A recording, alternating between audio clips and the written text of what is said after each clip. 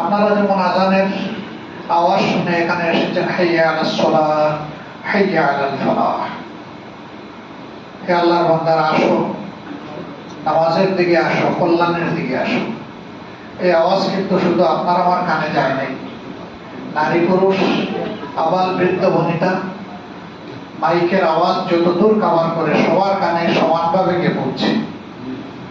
কিন্তু সবাই সমানভাবে এই আজানের শান রক্ষা করে মসজিদে আসতে পারেনি। আল্লাহ তাআলা যাদেরকে তৌফিক এনায়েত করেছেন তারাই কেবল এখানে এসে হাজিরা দিতে পেরেছেন। হ্যাঁ, ঘরে মহিলারা আছেন, অবুঝ শিশুরা আছেন, বয়স্ক মানুষ আছেন, অসুস্থ মানুষ আছেন, তাদের জন্য আল্লাহ তাআলার দরবারে ব্যতিক্রম আছে। কিন্তু শারীরিক সক্ষমতা থাকা সত্ত্বেও যারা আসতে পারলেন না, আসলে তাদেরকে ভাগ্য বিড়ম্বিত বলতে হবে। আল্লাহ তাআলা কবুল করেন নাই, তাই তারা আসতে পারেন নাই। এখন বলবেন তাইলে আল্লাহ তাআলা না করার কারণেই কি তারা বাদ পড়লো? না, এটাও না।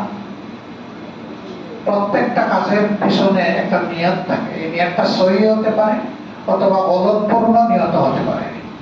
নিয়ত যখন সহি হয় আল্লাহর গোলামের জন্য, তখন আল্লাহ তাআলা ওই নির্দিষ্ট কাজটা, ইবাদতটা, গোলামিটা করা বান্দার জন্য সহজ করে দেন।